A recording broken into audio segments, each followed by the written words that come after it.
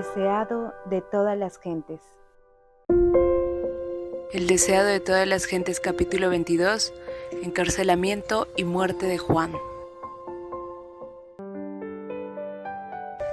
Recordemos que en el capítulo 21 Jesús estaba otra vez en Jerusalén, andando solo, en aparente meditación y oración.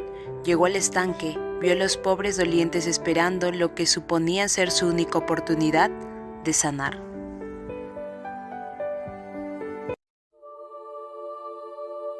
Juan el Bautista había sido el primero en proclamar el reino de Dios y fue también el primero en sufrir.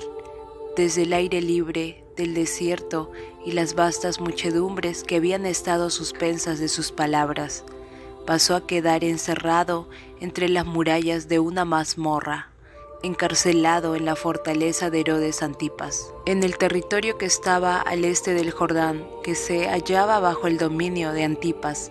Había transcurrido gran parte del ministerio de Juan. Herodes mismo había escuchado la predicación del Bautista. El rey disoluto había temblado al oír el llamamiento a arrepentirse. Herodes temía a Juan, sabiendo que era varón justo y santo, y oyéndole hacía muchas cosas y le oía de buena gana. Juan obró fielmente con él, denunciando su unión inicua con Herodías, la esposa de su hermano. Durante un tiempo, Herodes trató débilmente de romper la cadena de concupiscencia que le ligaba, pero Herodías le sujetó más firmemente en sus redes y se vengó del Bautista, induciendo a Herodes a echarlo en la cárcel. La vida de Juan había sido de labor activa, y la lobreguez e inactividad de la cárcel le abrumaban enormemente.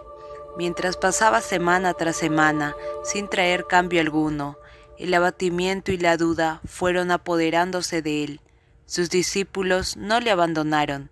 Se les permitía tener acceso a la cárcel y le traían noticias de las obras de Jesús y de cómo la gente acudía a él.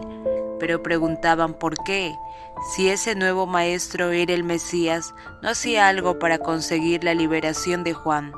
¿Cómo podía permitir que su fiel heraldo perdiese la libertad y tal vez la vida? Estas preguntas no quedaron sin efecto. Surgieron a Juan dudas que de otra manera nunca se le habrían presentado. Satanás se regocijaba al oír las palabras de esos discípulos y al ver cómo lastimaban el alma del mensajero del Señor. Oh, con cuánta frecuencia los que se creen amigos de un hombre bueno y desean mostrarle su fidelidad resultan ser sus más peligrosos enemigos. Con cuánta frecuencia, en vez de fortalecer su fe, sus palabras le deprimen y desalientan. Como los discípulos del Salvador, Juan el Bautista no comprendía la naturaleza del reino de Cristo. Esperaba que Jesús ocupase el trono de David, y como pasaba el tiempo y el Salvador no asumía la autoridad real, Juan quedaba perplejo y perturbado. Había declarado a la gente que a fin de que el camino estuviese preparado delante del Señor, la profecía de Isaías debía cumplirse, las montañas y colinas debían ser allanadas, lo torcido enderezado y los lugares escabrosos alisados. Había esperado que las alturas del orgullo y el poder humano fuesen derribadas. Había señalado al Mesías como aquel cuyo aventador estaba en su mano y que limpiaría cabalmente su era, que recogería el trigo en su alfolí y quemaría el tamo con fuego inextinguible, como el profeta Elías, en cuyo espíritu y poder había venido a Israel. Esperaba que el Señor se revelase como Dios que contesta por fuego. En su misión, el Bautista se había destacado como intrépido reprensor de la iniquidad, tanto entre los encumbrados como entre los humildes. Había osado hacer frente al rey Herodes y reprocharle claramente su pecado. No había estimado preciosa su vida con tal de cumplir la obra que le había sido encomendada. Y ahora desde su mazmorra esperaba ver al león de la tribu de Judá derribar el orgullo del opresor y librar a los pobres y al que clamaba. Pero Jesús parecía conformarse con reunir discípulos en derredor suyo y sanar y enseñar a la gente.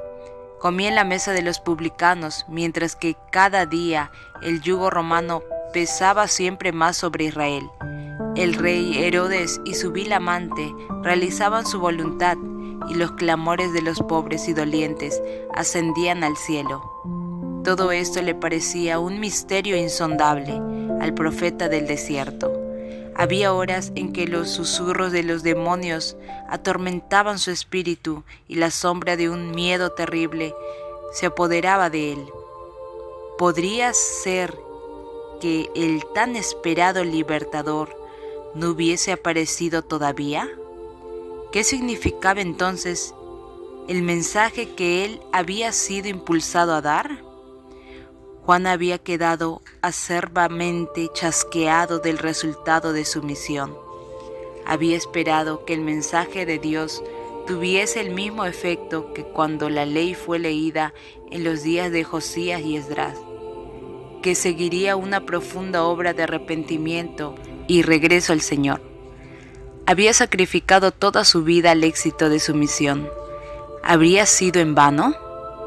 Perturbaba a Juan el ver que por amor a él sus propios discípulos albergaban incredulidad para con Jesús.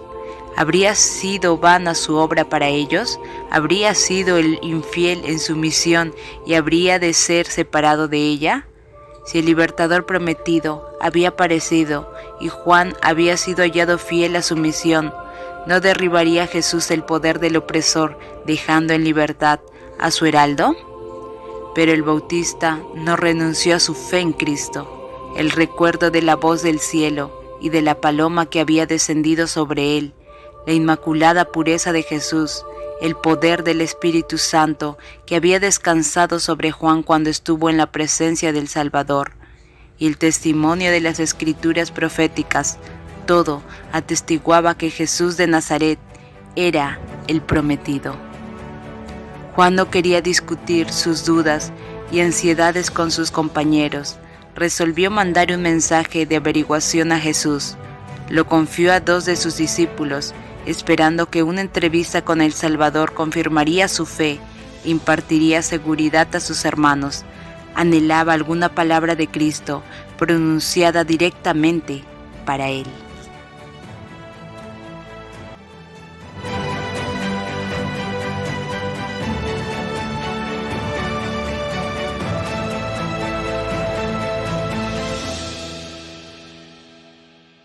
Continuaremos.